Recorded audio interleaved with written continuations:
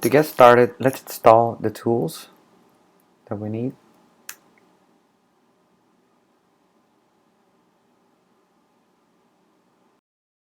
Once that's installed, let's verify the installation.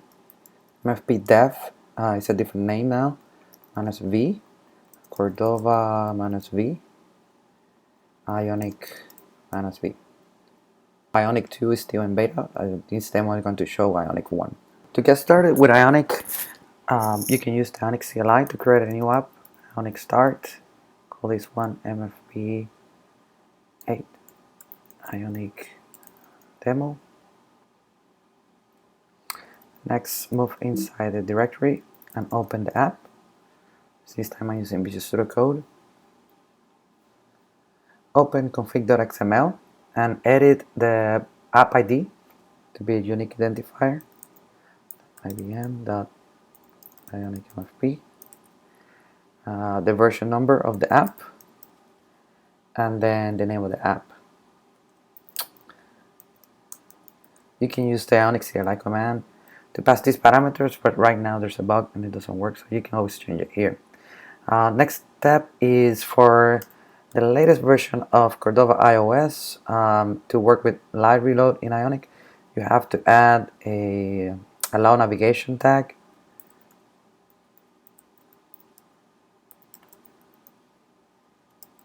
to allow the app to load from a URL.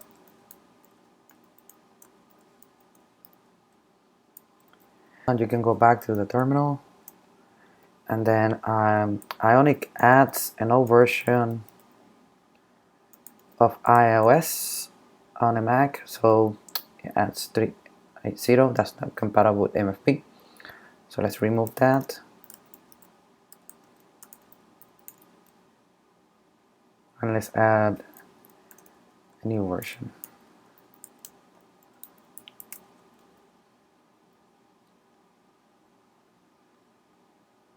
Want to do the same for Android.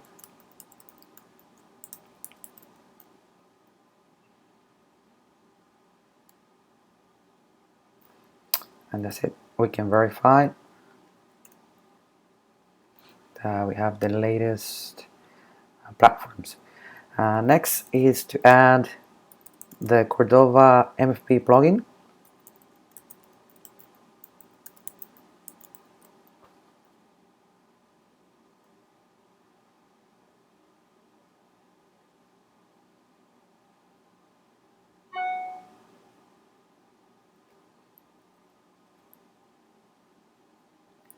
And then you can verify the plugin installation with plugin ls, and you will see that we have our latest MobileFirst Platform Foundation plugin.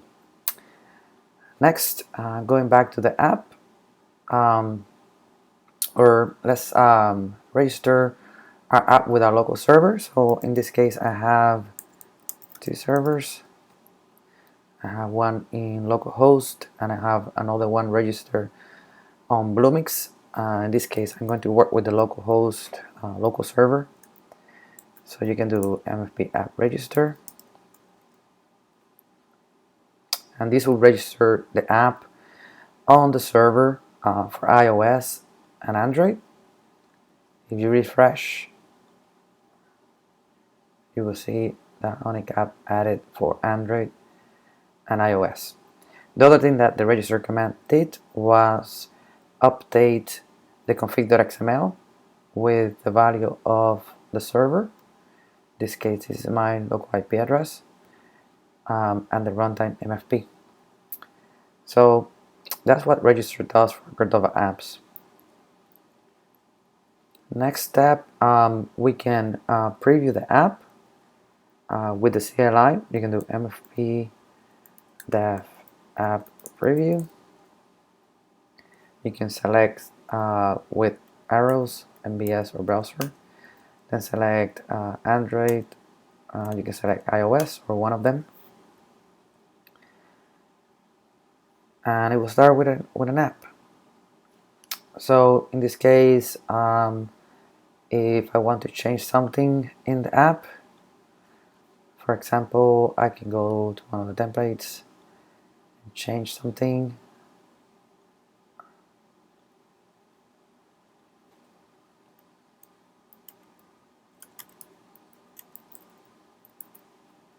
It would auto reload. Similar to Ionic Surf, but in this case, with the MFP CLI preview, you can call adapters from the browser. Next, Control C to exit. Now let me show you how the app will look like using Mobile Browser Simulator. In this case, you'll use this for simulating Cordova sensors like the camera, geolocation, and such. So you can select Mobile Browser Simulator, select Android and iOS. You can see both apps side by side. And this new version of Cordova Simulator, we don't require a Java applet anymore to get the camera, things like the capture, like the FOD API. Now we support all the modern browsers, and you don't need a Java client. Also, we added a checkbox, so if you need more space to show iOS and Android, you can check that. In this case, we have Android and iOS, but Android looks like iOS. The reason for that is that Ionic has a special parameter that they put in the URL CSS rendering, so we can do that very easily from the code. In this case, you can add it in any place where you initialize the code, so I'll do it in the app.js. In this case, I'm just adding a query parameter called Ionic platform iOS or Android. If I save, you will notice now that tabs are on the top for Android and the bottom for iOS. Next, I'm going to show you a quick demo of Mobile Browser Simulator. One of the things you can do here is emulate the camera. So if we added a new tab to this app, let's say we add a tab for MFP. So we have a tab for MFP in here, and then we add let's add a button to call the camera plugin. In this case, we'll need a some code to call the camera plugin. So in this case, I'm doing a navigator get picture. I'm going to get it from photo library as a data URL, and then add it to the image. But before I do that, I need to add the Cordova camera plugin. So let me stop this and then do Ionic plugin add Cordova dash plugin dash camera.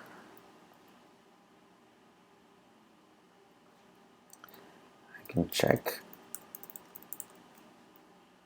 that it can install. So we have the camera plugin. Run the preview again.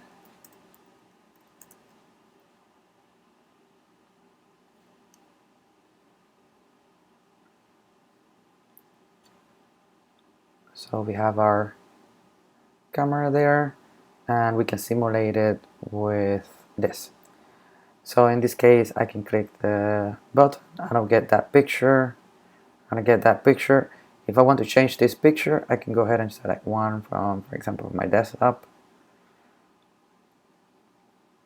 I can click again, and I can click again. So it's very useful for emulating some of the geolocation, accelerometer, file, and other scenarios, sensors. So with that done, let's do another demo for calling adapters. So I have an adapter in my local MFP server.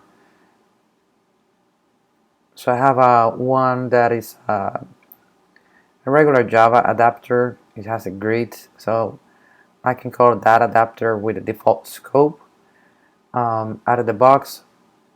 So in this case, I will add a little bit of code to call an adapter from a button. So I will go back to our URL, and as I do that, I might as well start the live reload. This time I'll use simple browsing because I want to use the dev tools to debug the code. So I have this in here. I'll change this to make it the default for my app when it starts. So I'll change this to MFB. I have to keep switching. And then I would add some code to call an adapter. So I have a function here that will call an adapter. We offer a Typescript definition file with the plugin. You can find it inside the plugins, typings, and there's a MobileFirst API definition files. And this allows some editors to give you autocomplete, which is very nifty. So for example, if we go to the controller code, I can type resource request.set query parameter name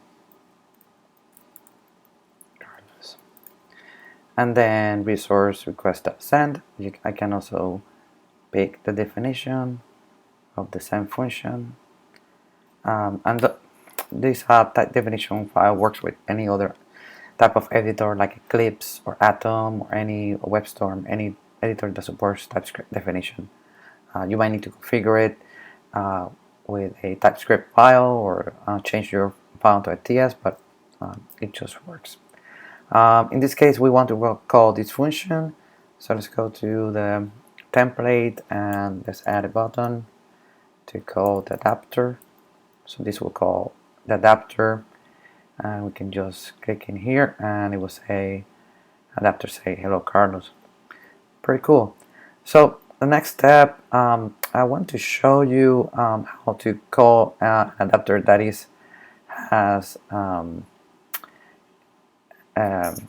protected by a custom scope.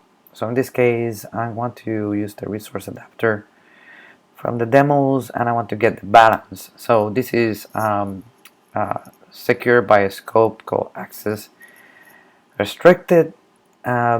And the way this works, if you have to go to the application, let's say for iOS, I will set a scope element mapping. So I'm going to associate this scope with a security check. So in this case, I will go back to my adapter that I want to associate. I'm going to associate it with security check user login, which is located here. This is security check, checking the credentials, and then in the application resource that I want to access is balance. So I'm going to copy this scope so I don't make any mistakes, and then configure the security settings. Associate that scope with a custom security, and then once I'm here, one of the things I like to do is set this expiration to 2 seconds so I can test the challenge, so I can authenticate and test my UI. I'll do the same for Android. So I'll put access restricted, user needs to log in to access that adapter, change the expiration to 2 seconds, change it back, and now this is configured with the security mapping. And for this case, so if we go back, I'll be calling this adapter from the browser simulator. So where's that? So this is here for iOS, and let's add a button to call this adapter. So it will call the adapter get balance. I should be able to get a challenge request, In this case, I'm going to call it adapter, and already registered. I have a login HTML template that will log in the user, and I have some code as a service that I registered a challenge request. So I did that for the user login, security check, and then I show the login to the user to log in. So with that configured, let's test it out. So if I call the adapter to log in, I can get the balance. And the reason I can get the balance is because from the browser simulator or preview, I don't get any challenges because I have a confidential client token, but I will when I run it from the simulator or device. So with that, let me show you how to run the app on the simulator or device. So I can stop this here, and then I can type Ionic run iOS, and then if you want to have live reload, you can do live reload, and then select the IP address, and that should start the simulator with the app.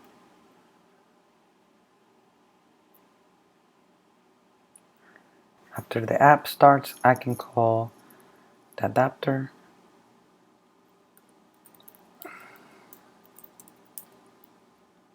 and I can get the balance. I can call the adapter, and I can also test the picture, and I have the picture in the simulator. The demo I want to show is analytics. So I can send analytics that are being captured to the server. This also includes app sessions. So if I put the app in the background, for example, if I put it back with the home button and bring it back up, I can now send the analytics. So in this case, I can add a button to call the analytics, and I can send that analytics. I can see that information in the console. If I open the analytics in the console, I can see the app sessions being recorded.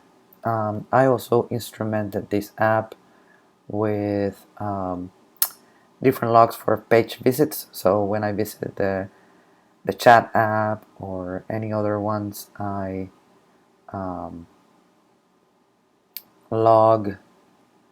call analytics log and app view status, or visit the chat view, chat details, or account view.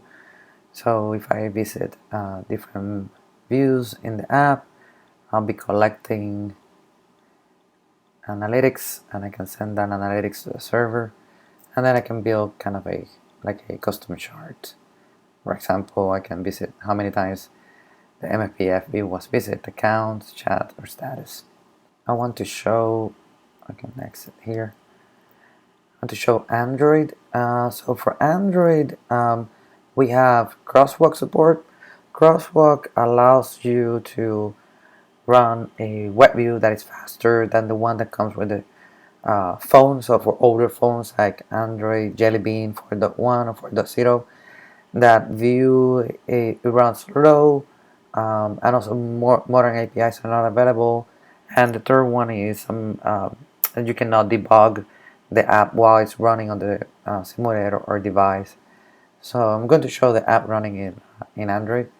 One of the things I like to run the emulator is I already have the emulator already running before I run it with the CLI. So in this case, I'm going to choose a Jelly Bean simulator, and I can launch this.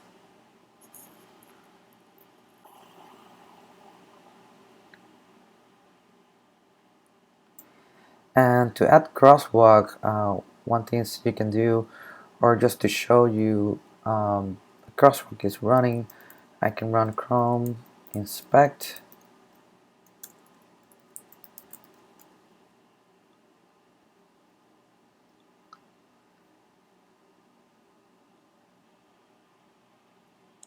So you will see that if you run the app, you will not be able to see. So let's run it. Android, Ionic, run Android, live reload.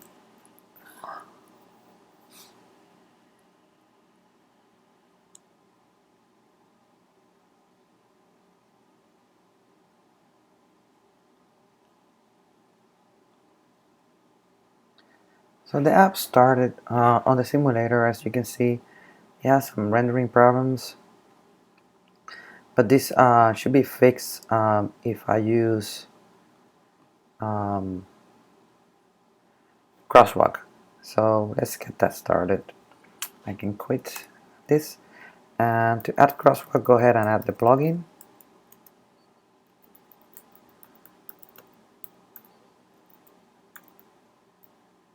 Crosswalk web view.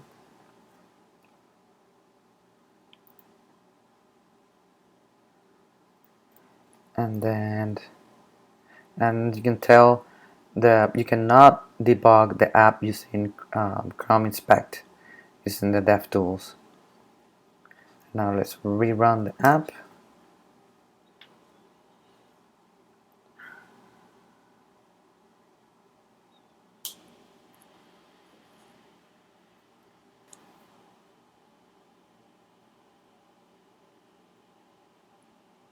Now the app looks much better and performs very good. And you can come to Chrome Inspect and you'll be able to debug the app on a very old phone, but your app will behave much better. So that's the demo for Crosswalk. I want to show you how to run the phone on a real device. It's always handy to learn how to do that. To run the app on a real device, in this case I have an iPhone and an Android phone. My devices are not connected to the same Wi-Fi that my laptop is, but they're connected to public Wi-Fi, so they can reach my Bluemix MFP server. So this is where MFP dev server info we check. I have my Bluemix server, and if I open the console on Bluemix for my server, I don't have the app registered, so that will be the first thing I need to do is register the app so I can run MFP dev app register, and then instead of the default localhost, I'm going to use Bluemix. And this we need to run Cordova prepare to populate the changes. As you can refresh in the console, I have the app register both for iOS and Android, but the security scope mapping is not there. So one thing is you can do it manually here, or you can pull down that configuration from the local server, which you have,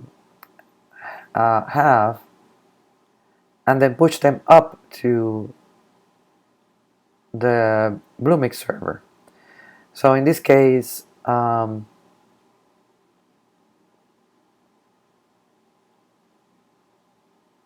want to push them to Bluemix. So I can run mfp dev app pull. So this is a new command.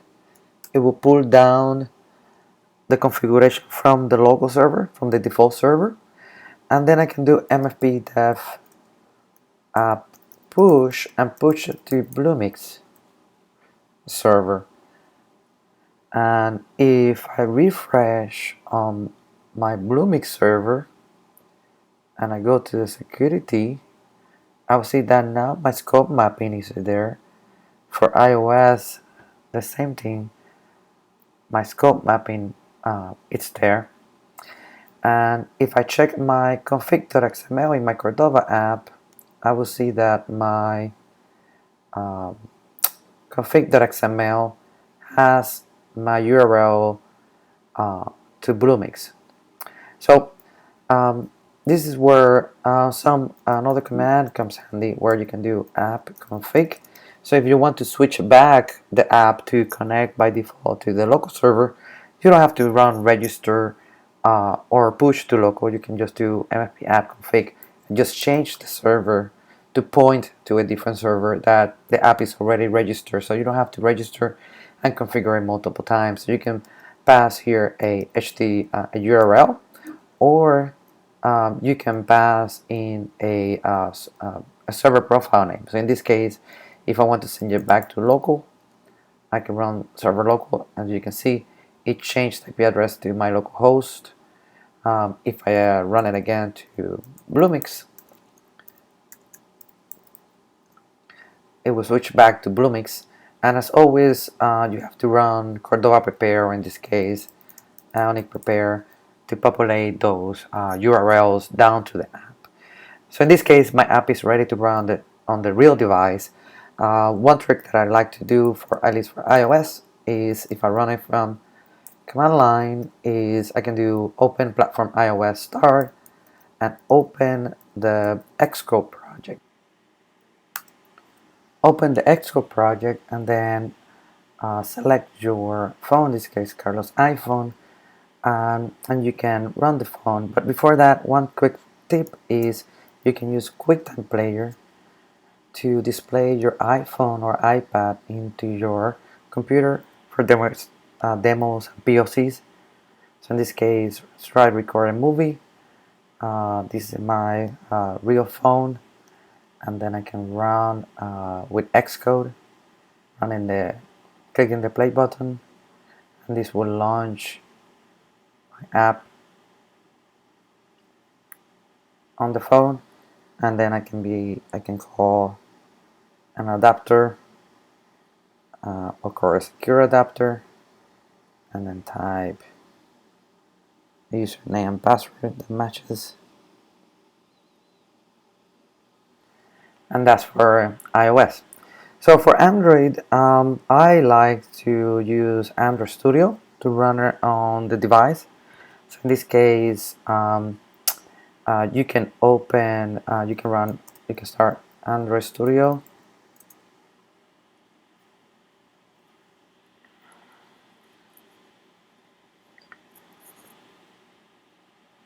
and then say open an existing Android Studio project. Select the Cordova app, platforms, and select the Android folder. This is where the build.gradle is located and the root of the Android project. So select that,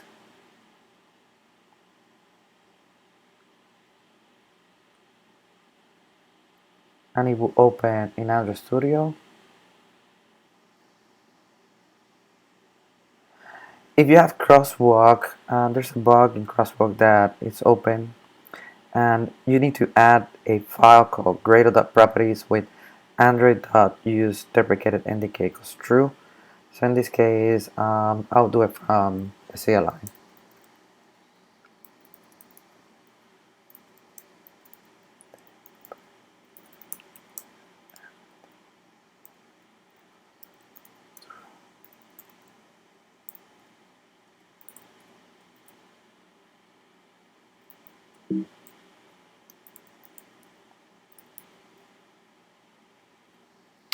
And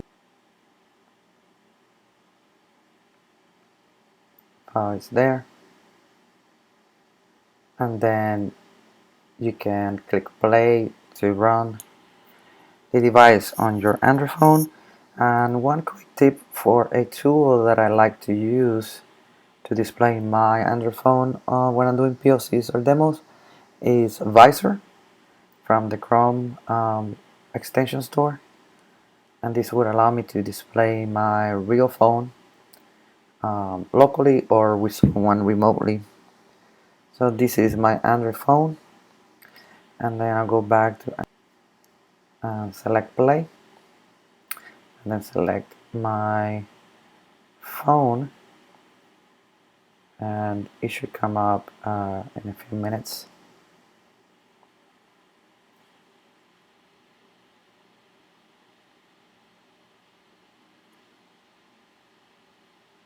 The app will come up, and then I can call an adapter.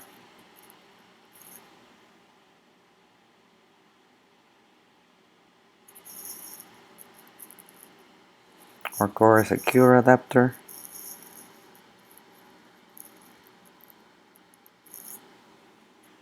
And login.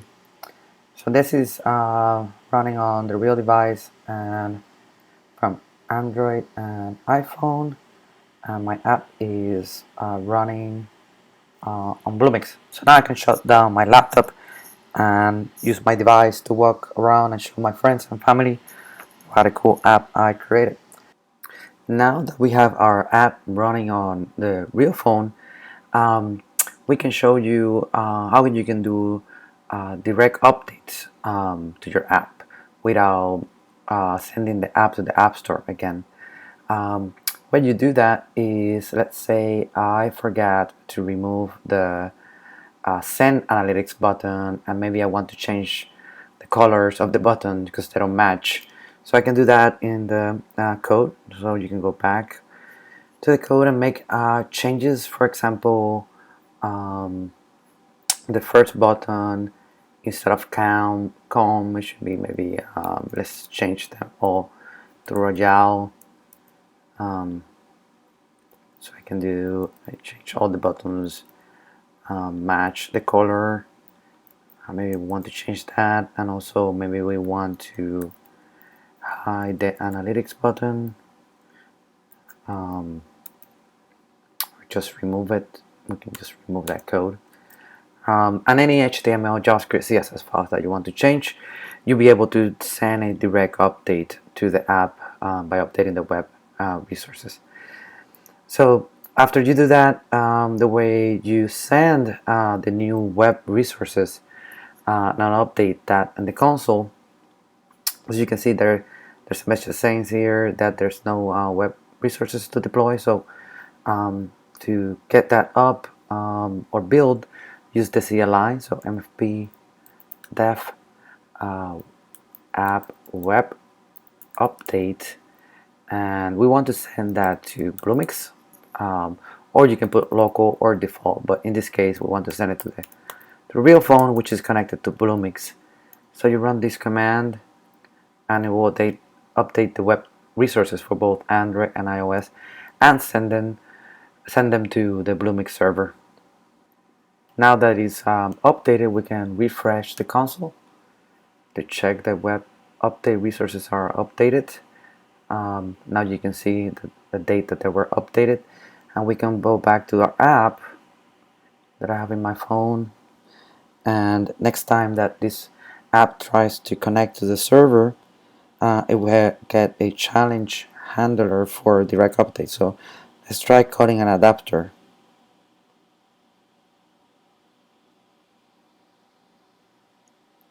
I'll get a message saying that there's an update available, and we click update.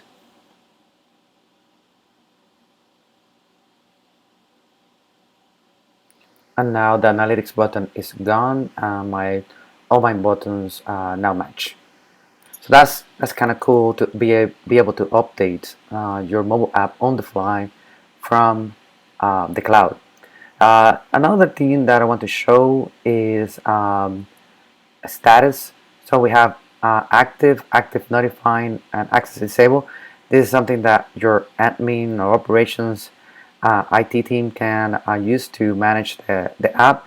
So for example, we want to send an important message to the app, like updating the app, or the app is being shut down, or some critical message. So for example, we can say please update to the new version of the app that is available. So we'll be sending this message for a few days, and then denying access totally to this version of the app, so everybody's migrated to the new version. So we can save that, and the next time the app connects to the server, it will get that message. So I get a service notification saying please update to the new version of 2.0, and you will get that message. The other one is disabling total access to the server for this version of the app. So I can move to access disable and say provide a URL to a internal app center or iTunes store, for example, to get the new version, let's say the 2.0 version of the app. So in this case, I'll put just ibm.com or something like that, and I'm just saying please update to the new version. This app is disabled.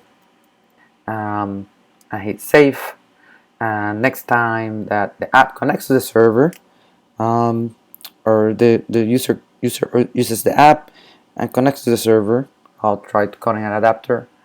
I should get a message saying that the app is disabled and a button to upgrade the app. So clicking the upgrade will launch the browser and open the URL that I passed down through the console. So that's how you can manage the app from the cloud using the operations console. Now I want to show you how much easier it is to configure push notification in the new version of MobileFirst 8. So let's go and make this one active, back to active, so we don't have any problems with that. First thing to do is add a scope for push notifications. You go to scope elements mapping, create new, and you create one with the name of push.mobileclient, and then do the same for Android. Security, create new scope mapping and create one for push mobile client. And the next step is to configure the push service. And the push service you have to configure for iOS and Android. So in this case you will need a P12 certificate. I'm doing development, so it will be sandbox. Upload the P12 file that you created using certificate or private key, following the Apple instructions, and then the password.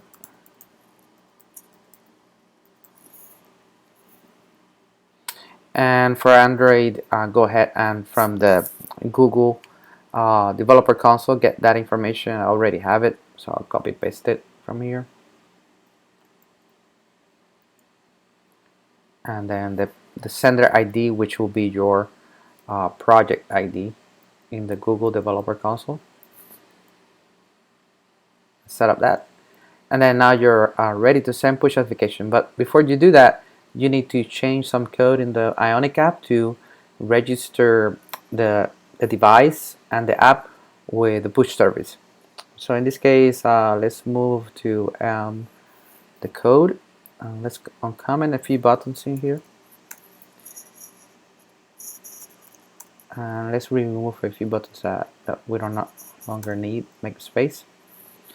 Save that, and then let's for example, you can run Ionic prepare,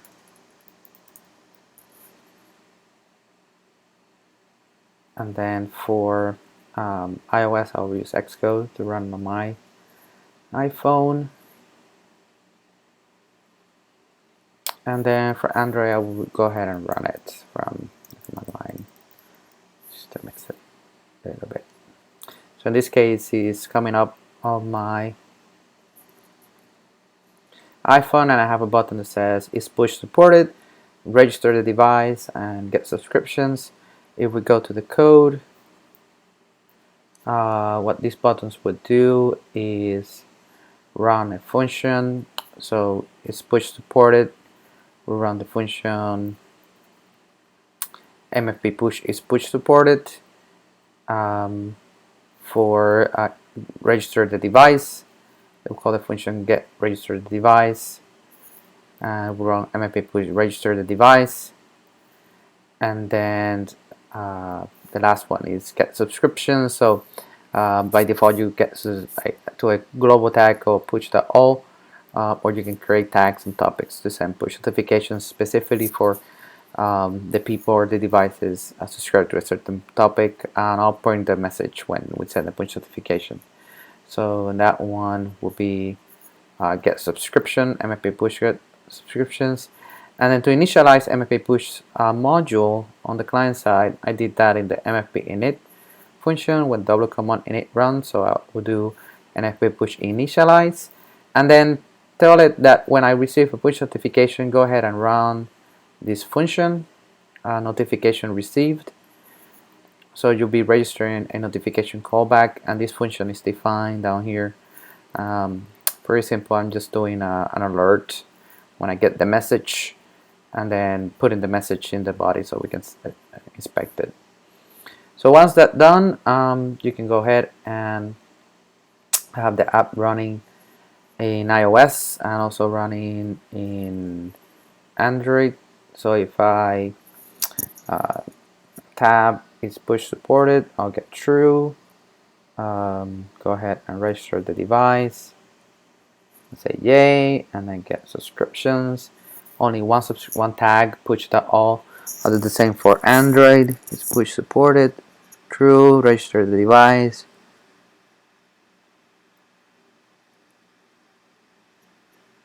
Yay. Get subscriptions. Push.all, and then I can go to the console, and this is new in MFP8, the ability to send push notifications from the console. So I'll put a message in here. I already have one in here ready, which emojis, which is pretty cool. We are going out for beers. You don't see that. Let me say we are going out for beers at 6 p.m. You can specify different customization. You can put one badge, default as the sound, and other areas. For Android, the same thing. You can put different type of information, but I'll leave the defaults. And then when I send that push notification, which I will move to the side so we can get the information, I'll hit send, and both devices should receive a push notification. So let's see. So we're going out at 6 p.m. So this time the app is running, so that's why the alert is, you see the alert.